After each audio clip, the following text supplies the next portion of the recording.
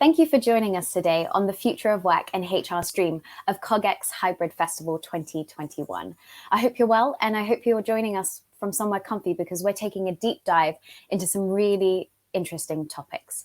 I'm Nimi Patel, and I'm the Policy Manager for Skills, Talent and Diversity at Tech UK, and I will be your MC for the Future of Work and HR stream. Now, the future of work has always been an important discussion when we consider technology and, importantly, emerging tech. And why we're here today is because we're talking about the way the future of work is changing. Essentially, we're looking at what this means for people, our economy, our society, and our planet. Tech UK is a tech trade association with over 830 members, and we believe that for this to play out positively and to combat potential displacement of jobs, we must create the right conditions, and that includes policy interventions.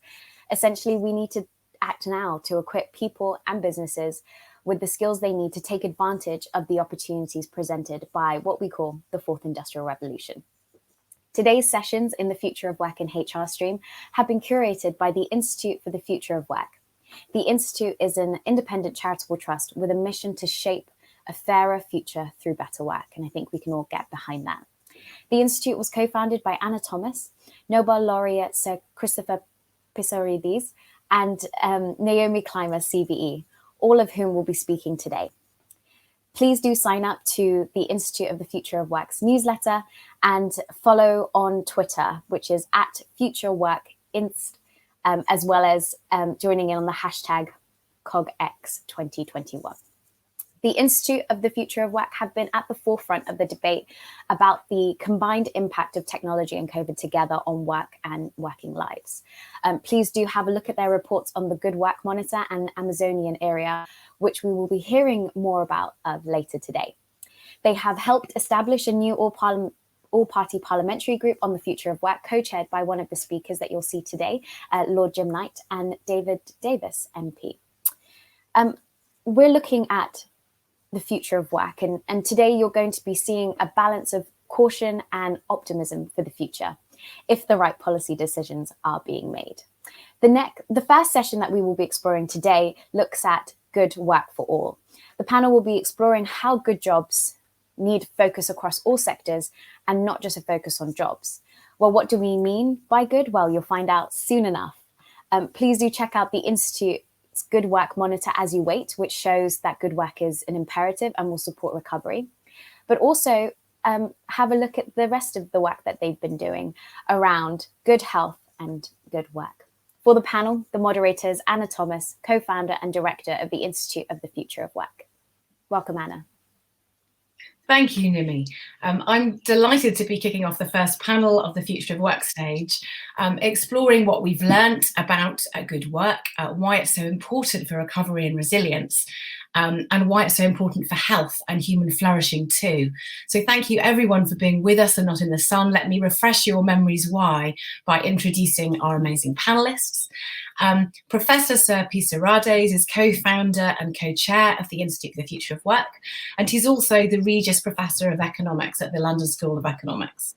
He was awarded the 2010 Nobel Prize in Economics for his work on technology and labour market frictions, which has been extremely useful over the last year, and we expect it to become more so next.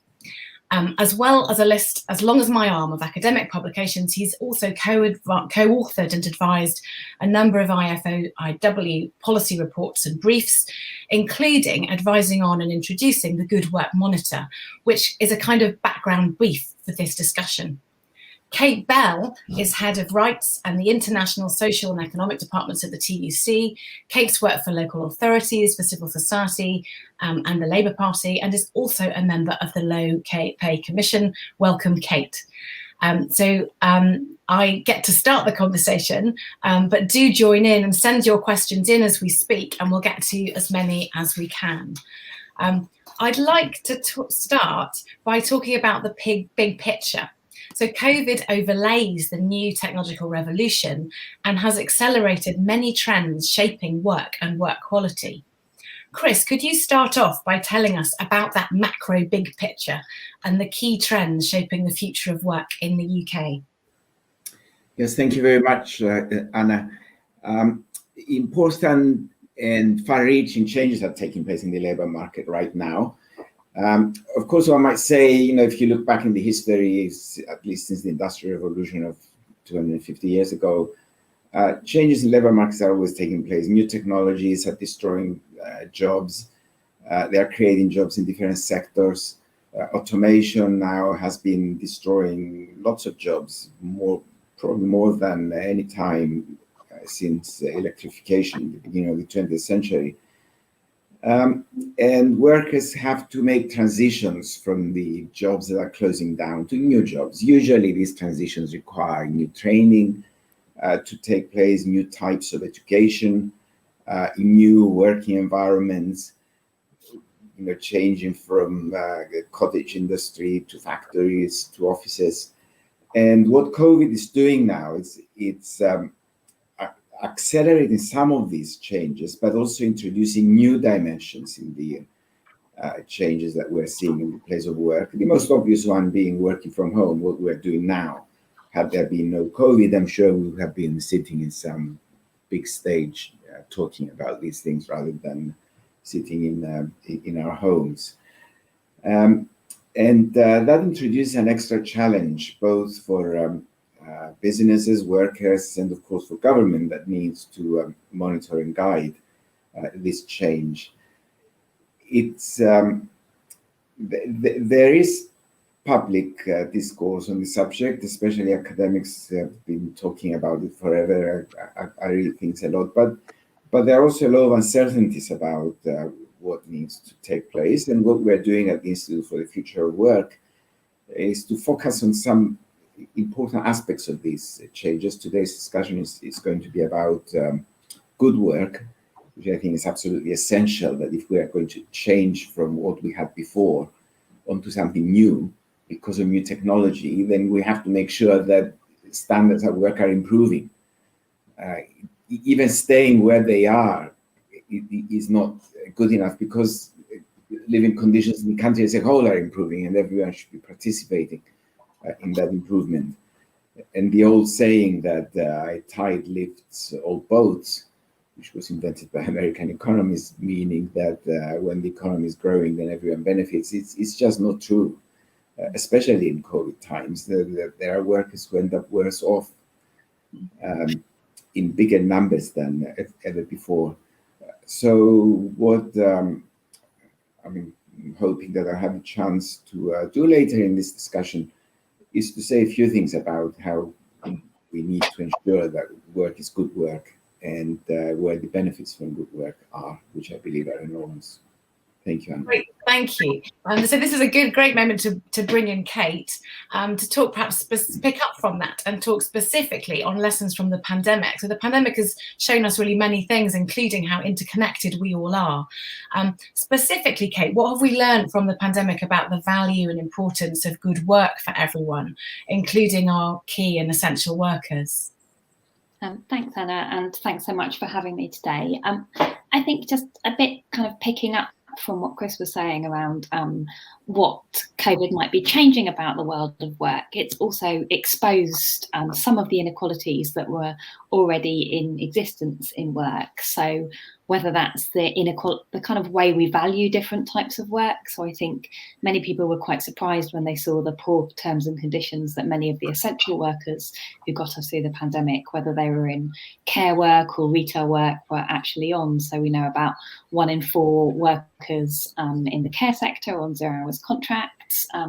We saw some of the racial inequalities in the labour market exposed, I think, more than ever before over the last year. And we've got new research out today showing Black women, for example, twice as likely to be on a 0 hours contract as white men. And I think we saw kind of some of those long-term conditions and things we haven't really fixed in our labour market over decades. So a lack of sick pay being a real issue exposed in the pandemic. And we saw insecure workers nearly 10 times more likely to say they receive no sick pay compared to workers who were more secure. And I think what we really saw during the pandemic was the consequence of some of those inequalities. So at the most extreme end, and this is kind of indicative, evidence, but we found mortality rates in sectors characterised by insecure work were twice as high as those in sectors with more secure jobs. So we not only saw those inequalities exposed, but I think like never before we saw the consequences of those inequalities really laid bare. And I think, you know, it shouldn't be have taken a pandemic to show us why good work should be important for everybody. But I hope, you know, for most people observing those conditions and perhaps, you know, interacting with some workers in kind of worse paid jobs, again, whether that was in the retail sector, the care sector, delivery workers, it will have given a fresh impetus for change. Thanks, Kate. I mean, what you've just said reminds me of some of the findings and correlations that came out of the Good Work Monitor. You know, specifically the correlations between good work and work quality and diseases of despair and deaths of despair, as well as COVID mortalities, and also hikes in unemployment and furloughing. So could I bring Chris in there too, about, so taking all that together, and hearing what Kate said too, Chris, what have we learned specifically about the role of good work in recovery planning at different levels? Well, step back a little, and you'll see that people spend most of their waking time at work. At least those who work, and every family involves. You know, there's a lot of family time that one or two members, if not more, spend it at work. So what happens at work, whether you are happy doing the work you are doing, it gives you life satisfaction, it gives you a good standard of living, will inevitably influence the outcomes you see elsewhere in your life. And health outcomes, now we know, are affected substantially. You know, we find that there is a good correlation, for example, between life expectancy and quality of work, or between happiness measures and quality of work. So as Kate was saying, although we see COVID causing even more problems than before, it has also exposed poor work quality in jobs that we had before. So we shouldn't think, oh, everything was good until we got into this pandemic, and now all we need to do is to vaccinate everyone and we'll be back in a happy state. We are not. You know, we have to keep monitoring and observing all the time. Now, the work we've done, mainly because of data availability, is at local authority level, and we do see these correlations that I mentioned, and there is important work by my old colleague and friend Angus Deaton, who did important work in the United States, and something similar seems to be happening here. I mean, he's Scott, after all, he's interested in what goes on in the UK as well. We need to do more work like that. We need to collect more data. We need to look at individual cases in the office. That's what our Amazonian report was trying to get at.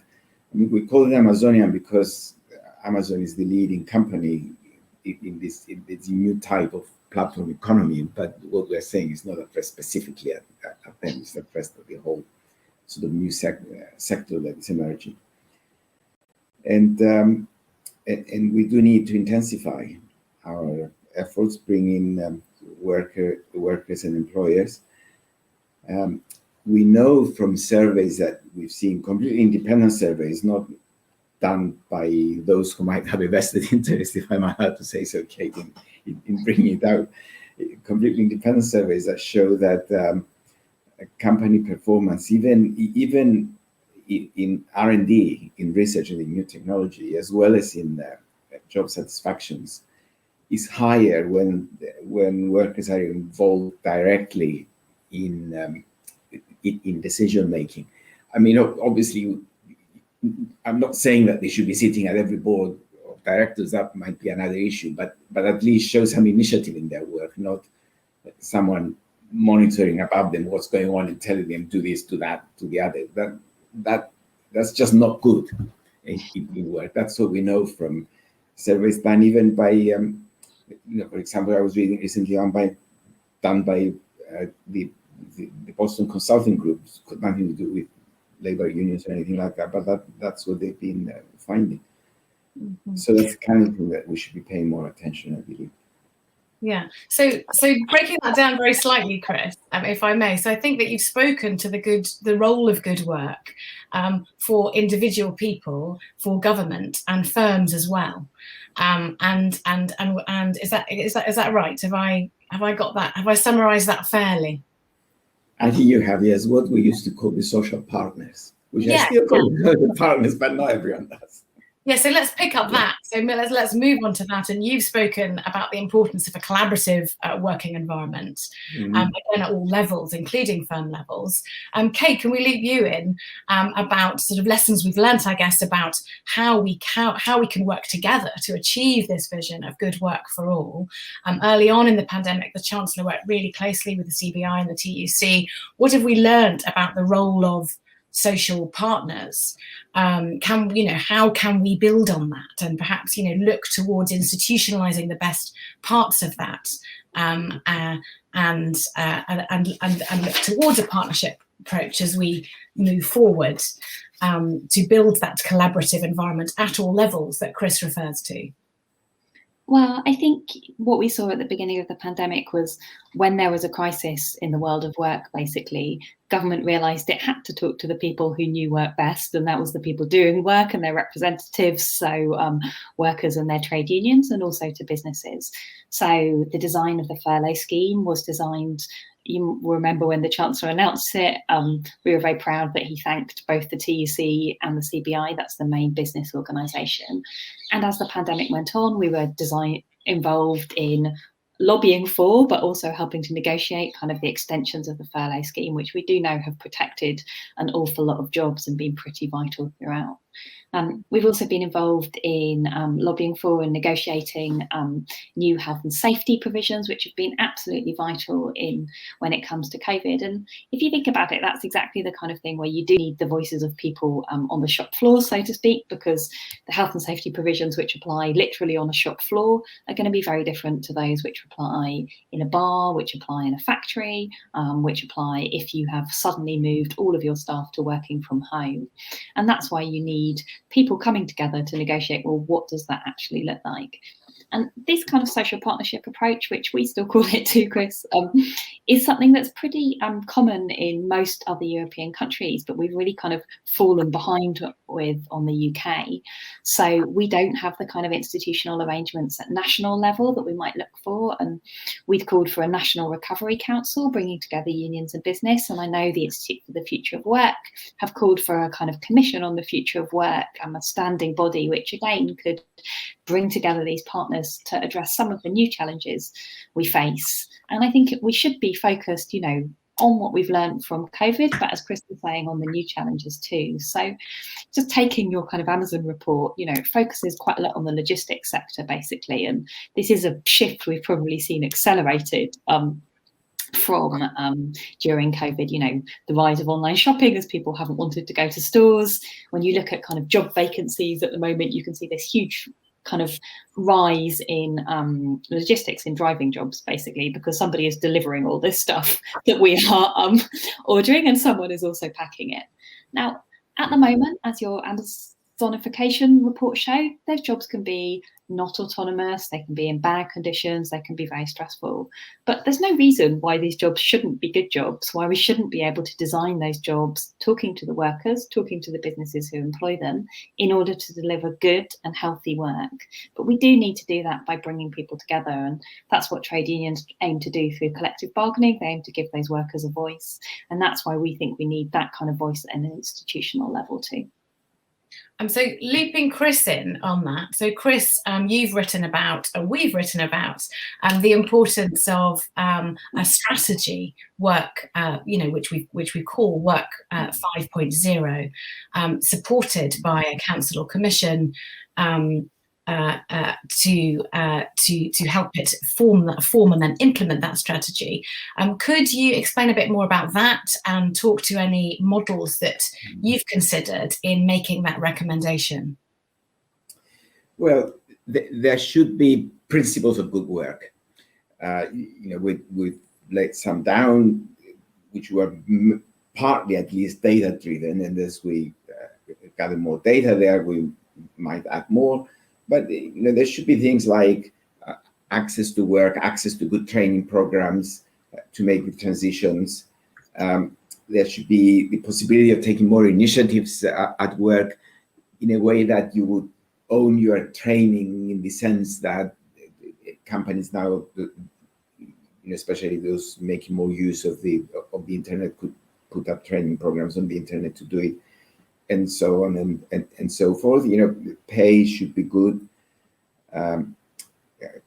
Good pay gives you not just a better standard of living, but it also gives you dignity, that if you're doing working hard all day and then not see much money going into a bank account, obviously is not good for any job. And what we're saying is that although when you say these things, people say, well, of course, yes, you're just sort of nodding approvingly, it's not easy to lay it down for every company to use and generate new ideas and so on. And the council that Good Work Council that monitors that is a very good forum that would involve participation from all the three participants: government, employers, and employees, and self-employed people, of course. I've been involved a little with one that was set up in Denmark. They call it Disruption Council because of the disruptions that were taking place through new technology. This was before COVID. That's what enabled me to go to Denmark once for his speeches, where the whole report was presented as well. And I thought it functioned very well. Something like that could be an ongoing activity. We're not trying to create more bureaucracy, far from it, but we're trying to create something that would mainly gather the information and make sure that it's applied, make sure that everyone understands what's going on and it's applied. And we're always available to help when it's needed. So it would say that's very clear. So it would have it would include have a real understanding and research role as well as an advisory role. I'm picking up, Chris, from what you said, and UK too, that such a sort of strategy, a long-term strategy, would help align a sort of immediate crisis needs with longer-term planning, and that it might sort of align different interests of departments too. Is that right, Kate? I think so, and I think if you look at what's happened kind of in this country in terms of our strategy for good work, so I think it's 4 years ago now, we had what was called the Taylor Review of Good Work. So the government under Theresa May commissioned Matthew Taylor, who was then chief executive of the RSA, to review good work in this country and come forward with a report and make recommendations. Since then, we didn't think the report did everything it needed to do, but it did propose some limited steps forward.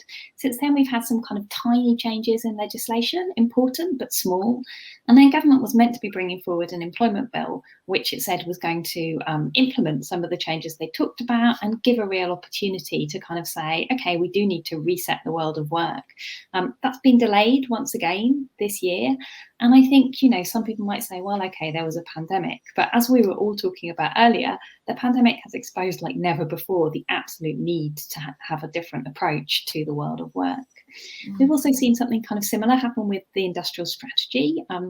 Industrial strategy was a big thing until suddenly it wasn't. It's the government's Industrial Strategy Council, which was some attempts to kind of set out a strategy for what types of business, what types of jobs we might want in this country, is also another institution that's been scrapped under this government. And what we're left with the impression at the moment is there isn't really a plan. We hear quite a lot of talk about levelling up, but we know we can't level up without good work. And we know we need a national strategy to do that, as well as regional strategies. But at the moment, it feels like we're kind of drifting into a situation where we allow people to continue to work in underpaid jobs, in jobs where they face terrible terms and conditions, and in jobs where, you know, over this year, but also because of the research Chris has been talking about, we leave them in jobs which damage their health too. Yeah, well, so on that note, so having given a sort of case, if you like, a social economic case for why a sort of strategy work 0.5 might be useful to the government as well as others, for a number of reasons, including sort of recovery and resilience. Let's zoom in on that levelling up point, Kate, that you just made. So the Good Work Monitor shows that the geography of access to good work is really changing, and it varies significantly across the country, not just between regions, but within them too. How do you think, sort of, in terms of sort of practical action points, good work could be integrated into the levelling up agenda and help the government drive it forward? Is that me? Yeah. Yes. Let's start with you. So I think, as your Good Work Monitor shows, regional variation is really important in understanding who has access to good work. But I think one thing we do also need to understand is that we need to have national action too. When you look at where people work, in every single region of the UK, the biggest employers are the health and social care sector and the retail sector. Irrespective of region, those are the two sectors which employ the most people. So unless we improve conditions in those sectors, it's going to be very, very difficult to see how we can level up. And that's why we need that kind of national strategy. I think, of course, there is more we can do at a kind of regional level, and you've seen some really innovative practice from Manchester, which has got a good employment charter, for example, which is trying to use the kind of power of regional government and some of the power of its procurement to set a set of minimum standards which it wants to see business in that region adopting, similar approaches in London as well. But I think we do need that national action to set a floor, and, the kind of phrase is almost as hackneyed as levelling up, but a race to the top is what we're looking for in terms of good work standards. And that's why we need some of those legislative changes. And really importantly, we do still need a kind of economic policy which is pushing forward to full employment. I just wanted to really mention briefly some of what's happening in the US right now, because I think it's so interesting as kind of, a kind of example of what could be happening in the UK. So when you look at kind of President Biden's economic agenda, he's really explicitly said, I want full employment, I want higher wages, and I'm going to use the power of government to get there. And he's very explicitly said he wants to create jobs which have a union voice in them. I'm a union man, I think, is President Biden's kind of watchwords. And he's been talking about some of those levers that you could use, whether it's procurement, whether it's investment, actually, to create those better jobs, which is, I think, what we want to see here too. Chris, can I bring you in, and would you like to add that about how and why we should embed good work in the middle of the levelling up agenda? I think that's also a very important practical issue in what Kate was saying as to what's feasible and what not. I have to say I've also been extremely impressed by Biden's various pronouncements and even policies, and not only there, actually. Look at vaccinations and how to help poor countries that don't have it. He's taking the lead. It's quite. I still quite find it shocking sometimes what's coming out of America. You have Trump that you say, oh no, Europe would never have someone like that, so extreme right, and suddenly Biden comes along and it sounds like, in Europe we don't have these programs, where most right. Although American politicians all look the same, but in fact, as it turns out, there are many bigger differences in policies that every 4 years that they change. Anyway, that's parenthetic remark. That's by aside. I think in terms of practical approach, actually, so how you do it. Obviously, what Kate was saying is the ideal, having a national policy that covers everyone and does everything, and if possible, spread it into Africa as well, as Biden was saying. But it's quite shocking, though, if you see the differences that there are across regions in the UK. Even sort of within England, even where you could, where half an hour's train ride takes you from a place where life expectancy might be 10 years higher than it is if you take the train half an hour going north, that kind of thing. They're huge. I mean, and they really reflect differences that we see within regions, changing a street in London and suddenly house prices go up by a factor of 30% or something. And then you say, why should there be such big differences in living standards and in health standards and everything else? And the answer is that there shouldn't. You try to identify the cause, but it's a practical approach, starting from the poorest, supporting them to rise, lifting the bottom, if you like, across the economic spectrum should be where we are targeting in the beginning. Look at how when there is general economic growth and many workers are left behind, like wages at the lower end of the market. In the United States, they haven't risen for decades now. Here, they haven't for many years too. It's very good academic work and very important has been coming out of the Institute for Fiscal Studies, for example, where they look at microdata in detail. And addressing those issues to begin with, I think potentially I would think is more important. I think it's more important to offer the possibility, at least, of good work in those regions of the country that are not experiencing it at all, and bring them up and forget the more prosperous areas of the southeast. Several local authorities in London and also areas around London, and focus on what's going on in the West Midlands and the North, and so on. And gradually, as those come up, you get to a point where you can apply this national strategy to raise everyone up after that. Thank you both. So in a sense, I'm hearing that good work not only will help recovery and build resilience, but it will also help sort of short circuit the challenge of levelling up if it's sort of made a cross-department policy priority. On that note, remembering that we're at this amazing technology conference, let's move on to the impacts of technology specifically. Chris, could you tell us about the potential of technology to improve good work if the right policies are in place? Well, I mean, for maybe for the first time, actually, with new technologies now, meaning artificial intelligence, now the digital technologies, we do have a choice about where we're applying them.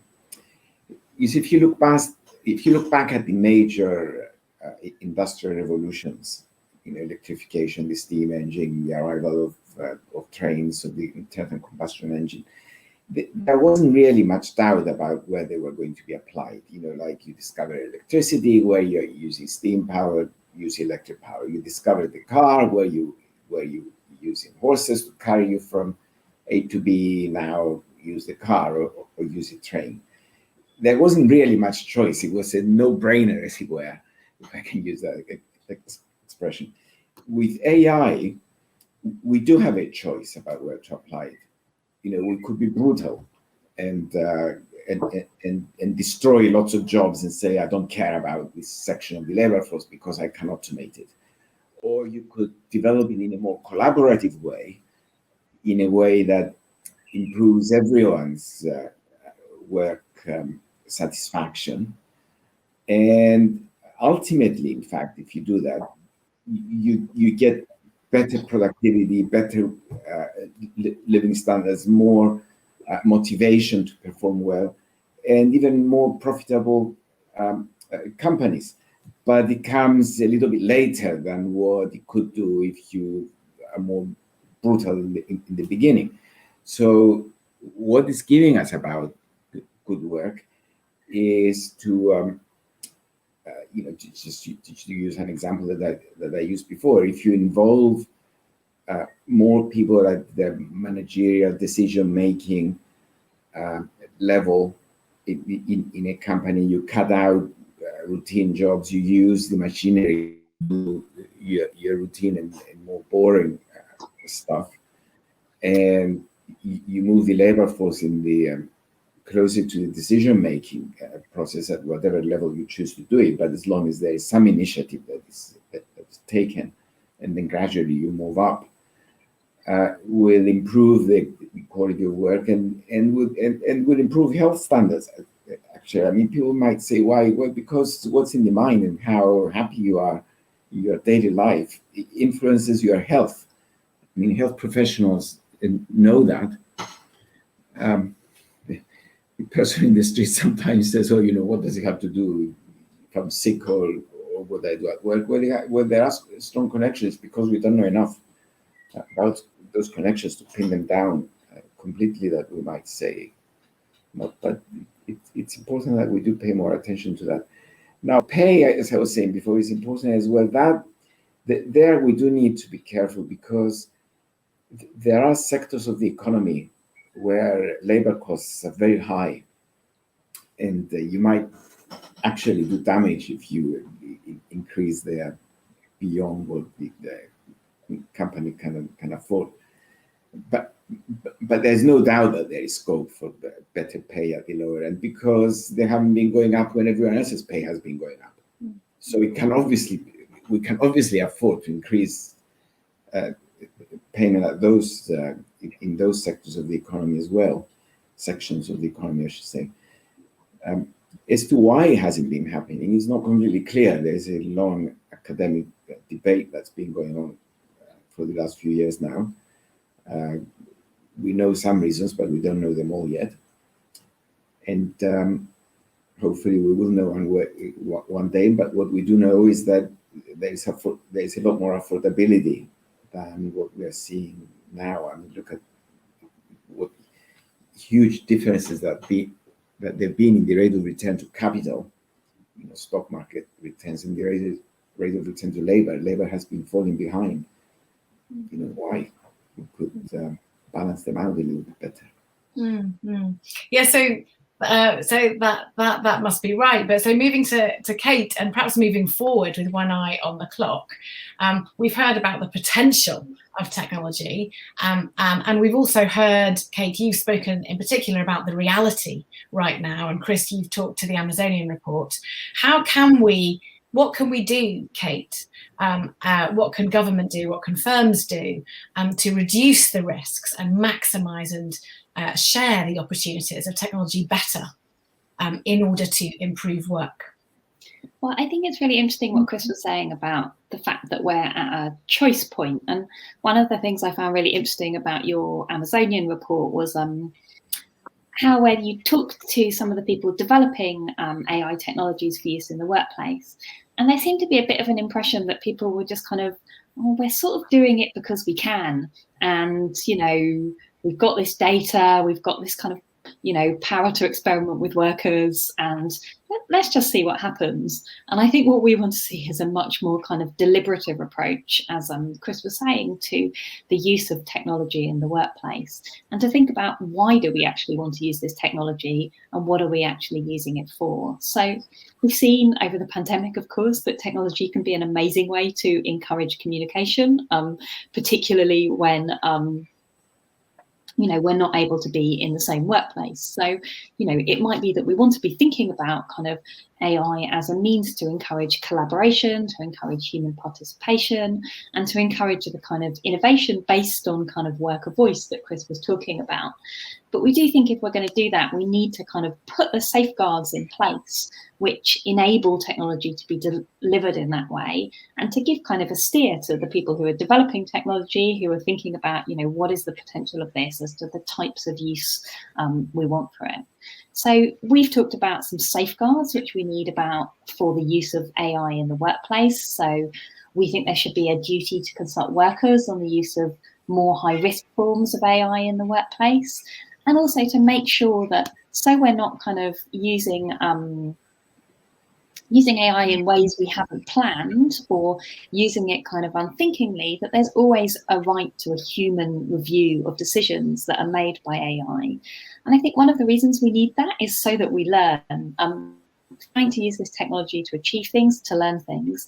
And if we allow decisions to be taken entirely automatically, without thinking, without any opportunity to challenge them, and without an opportunity to think through the consequences, we won't have that opportunity to learn, as well as, some of the potentially bad impacts we could see of technology kind of used without that human review, of discrimination, of kind of arbitrary judgments, and again, of some of the kind of intensification, which again, your report talks about. So setting unreasonable targets, which mean that, for example, drivers are unable to take a stop and are driving when tired, setting norms of work, which don't take into account people's different kind of abilities. So that might be, the norm for packing on a production line, basically, which might not take into account that one person might be a bit slower, but they might have other things they're bringing to that job.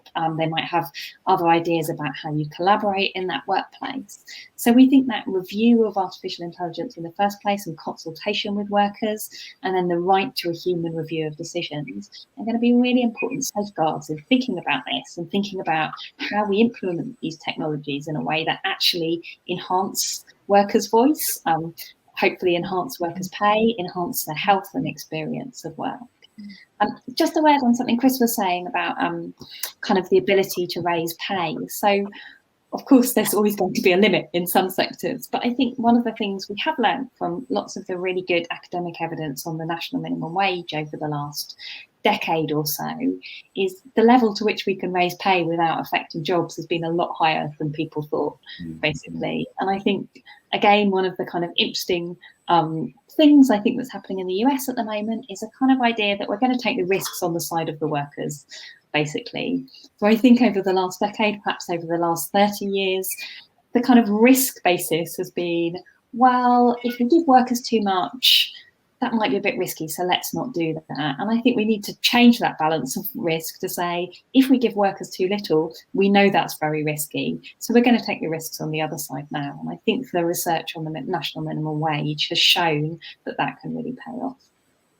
So Chris, I should add actually that the research on the national minimum wage surprised many labor economists, including myself, I should say. I expected to see some more negative, some negative outcomes at least of the rise, but which we haven't. And it's absolutely, what you're saying is absolutely correct in that sometimes things that we think might be too risky to do in labor markets, they turn out not to be. This important work that was initially done in the United States. No, I agree. I mean, I'm a great believer, actually. That's what I believe, that you should address the bottom. You should lift the bottom up as a first priority. And the national minimum wage is absolutely addressing that. But there are more things beyond pay, which involve the good work conditions. And given that we're running out of time, I could send you to the IFOW to read the Good Work Monitor and follow it up as it develops, like most good writings do. Yes, we are working on a time series, aren't we, Chris? So I'm hearing loud and clearly from both of you that kind of putting workers sort of at the centre of both sort of technology design and adoption, but also the macro, so, also the bigger picture too, the response to supporting people in transition and managing the technological revolution is super important. And yes, we can do that through good work. So I can see that we're going to run out of time very soon, and I want to end with a question about the G7, since we'll all have that in the back of our minds, if not the front of our minds, and in a sense that CogX is almost a fringe event for the G7. So is there anything that either or both of you would like to give by way of advice or recommendations to everyone at G7 today? Kate, do you want to start? And then well, I should say that we're a formal engagement partner, so the Labour 7 has published a comprehensive set of recommendations for the G7. I think we're a bit disappointed with the level of ambition that's coming out so far. I think, you know, all of us have an interest in making sure the whole world is vaccinated, and I think the level of ambition shown by the G7 there is pretty disappointing. We know we haven't talked about climate change today, but we know that's going to have a huge impact on the future of work. And again, the kind of climate finance commitments seem pretty weak so far, although of course we have COP26. But I think the kind of final message we wanted to deliver to them was about that kind of level of ambition on jobs, as Chris said, on kind of putting those who've lost out before first, and really showing, you know, if we're going to take risks, let's take them on behalf of workers and address some of the inequalities that we've seen develop over the last 30 years and really cruelly exposed during the COVID pandemic. So that, I think, would be our key message to them today. Thanks for picking out those key points, Kate. And Chris, you finally, if you want to wrap up this conversation. I'm going to be very brief because I know time is running out. You see, such big meetings, you can't really expect them to make all the big decisions. I mean, they take small steps, but and good work, of course, is more a national responsibility than a transnational. But where they could be effective and start, just like they started with taxation, with corporate taxation, which is an excellent idea to make sure that big international companies pay at least pay more taxes. Yeah, I'm not sure if they would persuade them to pay everything they have to pay, but at least pay more. They could also do it through their supply chains and good work. You know, don't go and allow some company in some remote country that is not, it doesn't have the standards that your country has. Don't allow them to come in with using workers that work in terrible conditions or terrible pay. Make sure that if you're going to add a company into your supply chain, it satisfies all the requirements for good work and all the things that you have in your own country. And that's a good start. You know, I mean, for many of the less developed countries that they're using supply chains, if we manage through these transnational companies to raise standards for good work in the countries that they're working with, make them equivalent to what the G7 have in their own countries, it's going to be a big initial step. Fantastic. So thank you so much for that excellent conversation and for sharing your research and your recommendations. And back to Nimi. Thank you, everyone, for such a fantastic discussion. Please do come back to the Future of Work and HR stage curated by the Institute of the Future of Work at 11 o'clock, where we'll be talking about worker surveillance. Thanks.